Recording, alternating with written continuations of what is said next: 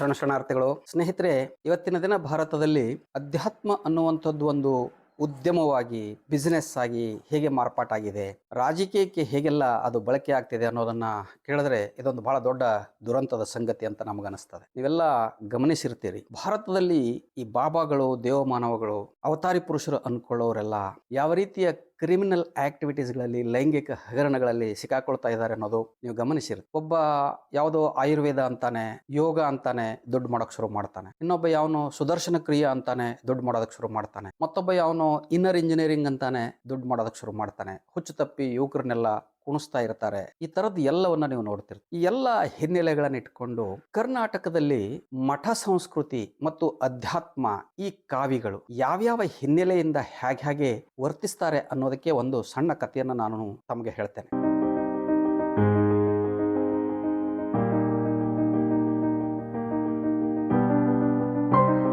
ಒಂದೂರಲ್ಲಿ ಒಬ್ಬ ಹುಡುಗ ಇದ್ದ. ಬಹಳ ಒಂದು ಕ್ರಿಮಿನಲ್ ಚಟುವಟಿಕೆ ಉಳ್ಳವನು, ಗೂಂಡಾಗಿರಿ ಮಾಡುವಂಥವನು, ಮುಂಗೋಪಿ, ಓದು ತಲೆಗೆ ಹತ್ತದೇ ಇರುವಂಥ ಒಬ್ಬ ಡೊಣ್ಣೆ ನಾಯಕನ ತರ ಇರುವಂಥ ಹುಡುಗ ಅವನು. ಆತ ತಾರುಣ್ಯಕ್ಕೆ ಬರ್ತಾನೆ. ತಾರುಣ್ಯಕ್ಕೆ ಬಂದ ಮೇಲೆ ಊರಲ್ಲಿ ಮಾಮೂಲಾಗಿ ಎಲ್ಲರ ಮೇಲೆ ಜಗಳ ಕಾಯೋದು, ಅಸಭ್ಯವಾಗಿ ವರ್ತನೆ ಮಾಡೋದು, ಕೆಟ್ಟದಾಗಿ ಬೈಗುಳುಗಳನ್ನು ಬೈಯೋದು, ಇದೇ ಆತನ ಕಲ್ಚರ್, ಸಂಸ್ಕೃತಿ ಆಗಿರ್ತದೆ. ಆತ ಅಚಾನಕ್ ಒಂದಿನ ಯಾವುದೋ ಅತ್ಯಾಚಾರದ ಪ್ರಕರಣದಲ್ಲಿ ಜನರು ಇನ್ನೇನು ಹೊಡೆದು ಸಾಯಿಸ್ಬೇಕು ಅಷ್ಟರಲ್ಲಿ ಅವನು ತಲೆ ಮರೆಸ್ಕೊಂಡು ಓಡೋಗ್ಬಿಡ್ತಾನೆ. ಯಾವುದೋ ಒಂದು ಮಠದಲ್ಲಿ ಆತ ಆಶ್ರಯವನ್ನು ಪಡಿತಾನೆ, ಭೂಗತ ಆಗ್ತಾನೆ, ಮಠದ ಸ್ವಾಮಿಗಳ ಮನಸ್ಸನ್ನು ಗೆಲ್ತಾನೆ, ಅವರ ಟ್ರ್ಯಾಕ್ಟರ್ ನಡೆಸ್ತಾನೆ, ಅವ್ರ ಜೀಪ್ ನಡೆಸ್ತಾನೆ. ಹಾಗೆಯೇ ಇನ್ನೊಂದು ಮಠದ ಮಠಾಧೀಶರು ಈತ ತಂಗಿರುವ ಮಠಕ್ಕೆ ಬಂದಾಗ ಅವ್ರ ಜೊತೆ ಸಲಿಗೆಯನ್ನು ಬೆಳೆಸ್ಕೊಂಡು ಆ ಮಠದ ಉತ್ತರಾಧಿಕಾರಿಯಾಗಿ ಆ ಮಠಕ್ಕೆ ಹೋಗ್ಬಿಡ್ತಾನೆ. ಇಂಥ ಒಂದು ಕ್ರಿಮಿನಲ್ ಬ್ಯಾಕ್ ಗ್ರೌಂಡ್ ಇರತಕ್ಕಂಥ, ಪೋಲಿ ಬ್ಯಾಕ್ ಗ್ರೌಂಡ್ ಇರತಕ್ಕಂಥ ಮನುಷ್ಯ ಆಧ್ಯಾತ್ಮಿಕ ಪ್ರಪಂಚಕ್ಕೆ ಬಂದ್ರೆ ಹೇಗಾಗಬೇಡ ಅನ್ನೋದನ್ನ ತಾವು ಊಹಿಸ್ಬೇಕು. ಅಂಥ ಒಬ್ಬ ವ್ಯಕ್ತಿ ಯಾವಾಗ ಆ ಮಠದಲ್ಲಿ ಕಾಲಿಡ್ತಾನೋ, ಹಿಂದಿನ ಹಿರಿಯ ಗುರುಗಳು ಮಠವನ್ನ ತ್ಯಜಿಸಿ ಬಿಡ್ತಾರೆ. ಅವರು ಕೊನೆಗೆ ತಮ್ಮ ದೇಹವನ್ನ ತ್ಯಾಗ ಮಾಡಿದಾಗ ಕೂಡ ಅವರ ದೇಹವನ್ನ ವಾಪಸ್ ಮಠಕ್ಕೆ ತರಬೇಡ್ರಿ ಅಂತ ಭಕ್ತರಿಗೆ ಕಟ್ಟಪ್ಪಣೆಯನ್ನ ಮಾಡಿ ಈತನಿಂದ ಕೆಟ್ಟ ಅನುಭವನ ಪಡ್ಕೊಂಡು ಈ ಲೋಕವನ್ನ ತ್ಯಜಿಸಿ ಅವರು ಹೊರಟು ಹೋಗ್ಬಿಡ್ತಾರೆ.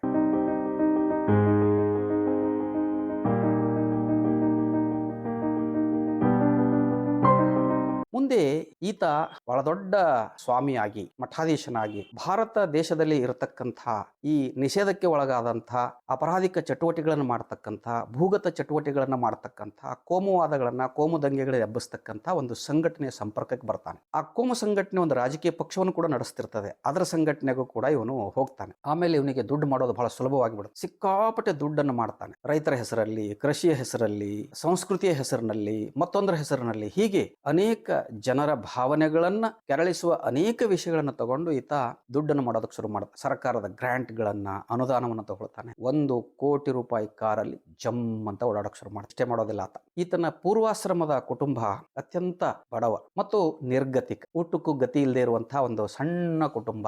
ಈತ ಯಾವಾಗ ಸ್ವಾಮಿಯಾಗಿ ಈ ಎಲ್ಲ ಭೂಗತ ಲೋಕದ ಜನರ ಜೊತೆ ಸಂಪರ್ಕ ಬೆಳೆಸ್ತಾನೋ, ಭೂಗತ ರಾಜಕೀಯ ಪಕ್ಷಗಳು ಮತ್ತು ಸಂಘಟನೆಗಳ ಸಂಪರ್ಕವನ್ನು ಬೆಳೆಸ್ತಾನೋ, ಈತನಿಗೆ ದುಡ್ಡು ಹರಿದು ಬರೋಕ್ ಶುರು ಮಾಡುತ್ತೆ. ಈತ ತನ್ನ ಪೂರ್ವಾಶ್ರಮದ ಬಂಧುಗಳಿಗೆ, ಅಣ್ಣ ತಮ್ಮಂದಿರಿಗೆ ಬರೋಬ್ಬರಿ 200 ಎಕರೆ ಜಮೀನನ್ನು ಕೊಡಿಸ್ತಾನೆ. ಅದರಲ್ಲಿ 40 ಎಕರೆ ದ್ರಾಕ್ಷಿ ತೋಟ ಮಾಡಿಸ್ತಾನೆ. 3 ಫಾರ್ಮ್ ಹೌಸ್ ಗಳನ್ನ ಕಟ್ಟಿಸ್ತಾನೆ. ರಾತ್ರಿ 12ರ ನಂತರ ಈತ ತನ್ನ ಪೂರ್ವಾಶ್ರಮದ ಬಂಧುಗಳನ್ನ ಭೇಟಿಯಾಗೋದಕ್ಕೆ, ಹೊಲಗಳನ್ನು ನೋಡೋದಕ್ಕೆ ಬರ್ತಾ ಇರುವಂತಹ ಚಟುವಟಿಕೆಗಳು ನಡೀತಾವೆ. ತನ್ನ ಸಂಬಂಧಿಯೊಬ್ಬರನ್ನ ಒಂದು ರಾಜಕೀಯ ಪಕ್ಷದಿಂದ ಸ್ಥಳೀಯ ಸಂಸ್ಥೆಗೆ ಎಲೆಕ್ಟ್ ಕೂಡ ಮಾಡಿಸ್ತಾನೆ. ಆತ ಕೂಡ ಬಹಳ ದೊಡ್ಡ ಮನುಷ್ಯ ಆಗಿ ಬೆಳಿತಾನೆ. ಹೀಗೆ ಬೆಳೆದಂತ ಈತ ಯಾವ ರೀತಿಯ ಸೊಕ್ಕು, ಅಹಂಕಾರ ಈತನಿಗೆ ಬರ್ತದಂದ್ರೆ ತನ್ನ ಮಠದ ಪರಂಪರೆನೇ ತ್ಯಜಿಸ್ಬಿಡ್ತಾನೆ. ಒಂದೊಂದು ಮಠಗಳಿಗೆ ತನ್ನದೇ ಆದ ಪರಂಪರೆ, ಒಂದು ಪದ್ಧತಿ ಇರ್ತದೆ, ಅದೆಲ್ಲವನ್ನು ಬಿಟ್ಟು ಬಿಡ್ತಾನೆ. ಅಹಂಕಾರದ ಮೊಟ್ಟೆಯಾಗಿ ಅನಾಗರಿಕ ಭಾಷೆಯನ್ನು ಪ್ರಯೋಗ ಮಾಡ್ತಾ, ಯುವಕರನ್ನ ಧಾರ್ಮಿಕ ಭಾವನೆಗಳ ಕೆರಳಿಸುವ ಭಾಷಣಗಳು ಮಾಡ್ತಾ, ತನ್ನ ಅನಾಗರಿಕ ಭಾಷೆನ ಪ್ರಯೋಗ ಮಾಡ್ತಾ ರಾಜ್ಯಾದ್ಯಂತ ಸಂಚರಿಸ್ತಾ ಇರ್ತಾನೆ. ಅತ್ತ ಉಳಿದ ಎಲ್ಲ ಮಠಾಧೀಶರನ್ನ ಕೇವಲವಾಗಿ ಬೈಯುವಂಥದ್ದು, ಅತ್ಯಂತ ಕೆಟ್ಟ ಶಬ್ದಗಳು ಉಪಯೋಗಿಸಿ ಬೈಯುವಂತ, ಇವೆಲ್ಲವನ್ನ ಮಾಡ್ತಿರ್ತಾನೆ. ನೀವು ಯಾರು ಕಾಯಕ ಮಾಡೋದಿಲ್ಲ, ನಾನು ಕಾಯಕ ಮಾಡ್ತೇನೆ ಅಂತ. ಕಾಯಕ ಮಾಡೋರು ಯಾರಾದ್ರೂ 1 ಕೋಟಿ ಕಾರಲ್ಲಿ ಓಡಾಡ್ತಾರೆ ಏನ್ರಿ? ಸಾಧ್ಯವ? ಈತ ಮತ್ತು ಈತನ ಫಾರ್ಮ್ ಹೌಸ್ಗಳಿಗೆ ಯಾವ ರಾಜಕೀಯ ನಾಯಕರು ಬರ್ತಾರೆ, ಯಾವ ಸಂಘಟನೆ ನಾಯಕರು ಬರ್ತಾರೆ, ಯಾವ ರೀತಿ ಈತ ಒಂದು ಪಕ್ಷದ ಕೈಗೊಂಬೆಯಾಗಿ, ಒಂದು ಪಕ್ಷದ ವಕ್ತಾರನಾಗಿ, ಒಂದು ಸಂಘಟನೆಯ ವಕ್ತಾರನಾಗಿ ತನ್ನ ಪರಂಪರೆಯನ್ನ, ತಾನು ಹುಟ್ಟಿದ ಧರ್ಮವನ್ನ ದ್ವೇಷಿಸ್ತಾ ಅದರ ವಿರುದ್ಧ ಕೆಲಸ ಮಾಡತಕ್ಕಂಥ ಗದ್ದಾರಿ, ನಾವೇನು ಹೇಳ್ತೇವೆ ದ್ರೋಹಿಗಳು ಅಂತ, ಧರ್ಮದ್ರೋಹಿಗಳು ಅಂತ, ದೇಶದ್ರೋಹಿಗಳಂತ, ಆ ಎಲ್ಲ ಲಕ್ಷಣಗಳನ್ನು ಹೊಂದಿರುವ ಈತ ಬಾಯಿ ತೆಗೆದ್ರೆ ಮುತ್ತುಗಳು ದೊರೆತಿರ್ತವೆ. ಕೆಟ್ಟ, ಅಸಭ್ಯ, ಅನಾಗರಿಕ ಭಾಷೆ ಈತನ ಬಂಡವಾಳ ಆಗಿರುತ್ತೆ.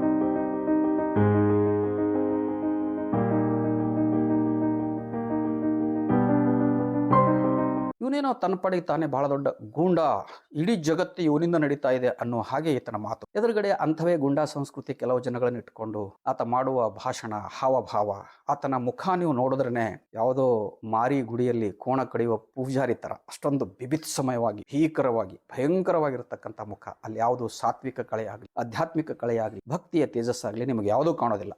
ಆತ ಯಾವುದೋ ಗೂಂಡ, ಥರ್ಡ್ ರೇಟ್ ಗೂಂಡ ಅಂತರ ಕಾಣಿಸ್ತಿರ್ತಾನೆ. ಅಂಥ ಒಬ್ಬ ವ್ಯಕ್ತಿ ಒಂದು ಇಡೀ ಸಂಸ್ಕೃತಿಯನ್ನು ನಾಶ ಮಾಡತಕ್ಕ, ಪರಧರ್ಮ ದ್ವೇಷವನ್ನು ಮಾಡತಕ್ಕಂಥ, ಸ್ವಧರ್ಮವನ್ನು ಕೂಡ ದ್ವೇಷ ಮಾಡತಕ್ಕ ಅನೇಕ ಭೂಗತ ಚಟುವಟಿಕೆಗಳಲ್ಲಿ ಆತ ಭಾಗವಹಿಸ್ತಾ ಇರ್ತಾನೆ. ಆತ ಸಮಾಜದ ಬೇರೆ ಬೇರೆ ಕ್ಷೇತ್ರಗಳಲ್ಲಿ ಕೆಲಸ ಮಾಡುವ ಜನರನ್ನ ಅದೇ ವೇಷದಲ್ಲಿ, ಅದೇ ರೂಪವನ್ನ ಹಾಕೊಂಡು, ಅದೇ ವೇಷವನ್ನು ಹಾಕೊಂಡು ಅವ್ರ ಹತ್ರ ಹೋಗಿ ನಿಮಗೆ ನಾನು ಸಲಹೆಗಳನ್ನು ಕೊಡ್ತೇನೆ. ಒಂದು ಉದಾಹರಣೆಗೆ ರೈತರು ಅಂತ ಇಟ್ಕೊಳ್ಳೋಣ. ಈ ಇಡೀ ರೈತ ಸಮುದಾಯವನ್ನ ಒಂದು ರಾಜಕೀಯ ಪಕ್ಷಕ್ಕೆ ಎಳೆಯಬೇಕು ಅಂದ್ರೆ ಅವರಿಗೆ ನಾನು ಸಲಹೆಗಳನ್ನು ಕೊಡ್ತೇನೆ ಅಂತಾನೆ. ಇವನು ಓದಿದ್ದೇನು, ಕೃಷಿ ವಿಜ್ಞಾನಿಗಳಿಗೆ ತಿಳಿದೇ ಇರತಕ್ಕಂಥ ಅನೇಕ ಸಂಗತಿಗಳನ್ನ ಸುಳ್ಳು ರೂಪದಲ್ಲಿ ಈತ ಹೇಳ್ತಾ ಹೋಗ್ತಾನೆ. ರೈತರಿಗೆ ಈ ಸಲಹೆ ಕೊಟ್ಟೆ, ಆ ಸಲಹೆ ಕೊಟ್ಟೆ, ಕೃಷಿಗೆ ನಾನು ಬಹಳ ಉತ್ತೇಜನವನ್ನು ಕೊಡ್ತೇನೆ.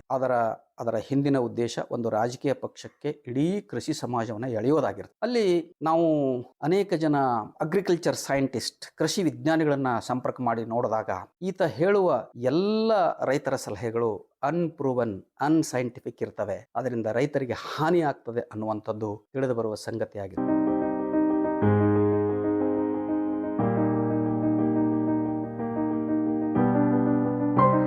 ಹೀಗೆ ಒಬ್ಬ ಕ್ರಿಮಿನಲ್ ಬ್ಯಾಕ್ ಗ್ರೌಂಡ್ ಇರತಕ್ಕ, ಅಪರಾಧಿಕ ಹಿನ್ನೆಲೆ ಇರತಕ್ಕಂಥ, ಸಂಸ್ಕೃತಿ ಹೀನ ಹಿನ್ನೆಲೆ ಇರತಕ್ಕಂಥ ಗೂಂಡಾ ಸಂಸ್ಕೃತಿಯ ಮನುಷ್ಯ ಅಧ್ಯಾತ್ಮ ಲೋಕವನ್ನ ಪ್ರವೇಶ ಮಾಡಿದಾಗ ಮತ್ತು ಆತ ಭೂಗತ ಸಂಘಟನೆಗಳು, ಅಪರಾಧಿಕ ರಾಜಕೀಯ ಪಕ್ಷಗಳ ಜೊತೆಗೆ ಸಂಬಂಧವನ್ನ ಹೊಂದಿದಾಗ ಯಾವ ರೀತಿಯ ಸಮಾಜ ದ್ರೋಹಿ ಕೆಲಸಗಳು ಆತನಿಂದ ಆಗ್ತವೆ, ಯಾವ ರೀತಿಯ ಆಂಟಿ ಸೋಷಲ್ ಎಲಿಮೆಂಟ್ಸ್ಗಳನ್ನು ಆತ ತಯಾರು ಮಾಡ್ತಾನೆ ಅನ್ನೋದನ್ನ ನಾವೆಲ್ಲ ಗಮನಿಸಬೇಕಾಗ್ತದೆ. ಆತನಿಗೆ ಒಂದು 10 ನಿಮಿಷ ಕೂರಿಸಿ ಯಾವುದಾದ್ರೂ ಒಂದು ಅಧ್ಯಾತ್ಮದ ವಿಷಯದ ಬಗ್ಗೆ ನೀವೇನಾದ್ರೂ ಕೇಳಿದ್ರೆ ಆತನ ಮಾತೇ ಹೊರಡೋದಿಲ್ಲ. ಆತ ಮಾತಾಡಿದ್ರೆ ಆ ಧರ್ಮದವರು ಹಾಗೆ, ಈ ಧರ್ಮದವ್ರು ನಾವು ಹೀಗಿರಬೇಕು, ಹಾಗಿರ್ಬೇಕು, ದೇಶಭಕ್ತಿ ಇರಬೇಕು, ಅವ್ರನ್ನ ಹೊಡಿಬೇಕು, ಇವ್ರನ್ನ ಬಡಿಬೇಕು, ಅವ್ರನ್ನ ಕೊಲ್ಲಬೇಕು, ಈ ತರದ ಭಾಷೆಗಳು. ನಾವು ಚಿಕ್ಕವರಿರುವಾಗ ಒಂದು ಕಥೆಯನ್ನ ಕೇಳಿದ್ದೇವೆ. 2 ಗಿಳಿಗಳು, ಒಬ್ಬ ಕಟಕನ ಮನೆಯಲ್ಲಿ ಬೆಳೆದ ಗಿಳಿ, ಇನ್ನೊಂದು ಸಾಧು ಸಂತರ ಕುಟೀರದಲ್ಲಿ ಬೆಳೆದಂತಹ ಗಿಳಿ. ಈ 2 ಗಿಳಿಗಳ ಭಾಷೆಯ ನಡುವೆ ಯಾವ ಒಂದು ವ್ಯತ್ಯಾಸ, ಸಂಸ್ಕೃತಿಯ ನಡುವೆ ಯಾವ ಒಂದು ವ್ಯತ್ಯಾಸ ಇರ್ತದೆ ಅನ್ನೋ ಕಥೆಯನ್ನ ನಾವೆಲ್ಲ ಕೇಳ್ಕೊಂಡು ಬೆಳೆದವರು. ಆ ಕಟುಕನ ಬಿಡಾರದಲ್ಲಿ ಬೆಳೆದಂತ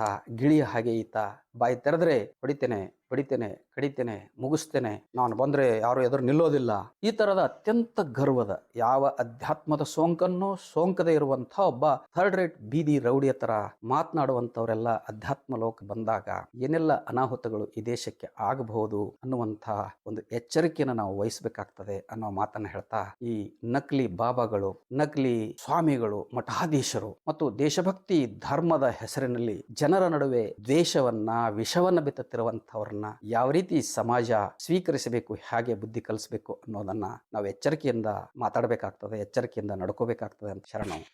ಸತ್ಯವನ್ನು ಪ್ರತಿಪಾದಿಸುವ, ಜನರನ್ನು ಜಾಗೃತಿಗೊಳಿಸುವ ನನ್ನ ವಿಡಿಯೋಗಳನ್ನ ತಪ್ಪದೆ ಎಲ್ಲರೂ ನೋಡುತ್ತೀರಿ. ನೋಡಿದಾದ ಮೇಲೆ ಈ ವಿಡಿಯೋಗಳನ್ನ ನೀವಷ್ಟೇ ನೋಡಿ ಮರೆತು ಬಿಡದೆ ನಿಮ್ಮ ಸಮೀಪದ ಬಂಧುಗಳಿಗೂ ಸ್ನೇಹಿತರುಗಳಿಗೂ ಹಂಚಿಕೊಳ್ಳುವುದನ್ನು ಮರೆಯದೆ ನನ್ನ ಈ ಚಾನಲ್ನಲ್ಲಿ ಬರತಕ್ಕಂಥ ಜಾಯಿನ್ ಆಪ್ಷನ್ ಅನ್ನ ನಿಮ್ಮದಾಗಿಸಿಕೊಳ್ಳಿ. ಈ ಚಾನಲ್ಗೆ ಸದಸ್ಯರಾಗುವ ಮೂಲಕ ಚಾನಲನ್ನು ಬಲಪಡಿಸುವ ಕಾರ್ಯ ನೀವು ಮಾಡ್ತಾ ಹೋದರೆ ನಾನು ಕೂಡ ಅನೇಕ ನಿಗೂಢವಾಗಿ ಮರೆಯಾದ ವಿಷಯಗಳು ತಮ್ಮೆದುರುಗಡೆ ಇಡ್ತಾ ಹೋಗ್ತೇನೆ. ಎಲ್ಲರಿಗೂ ಶರಣು.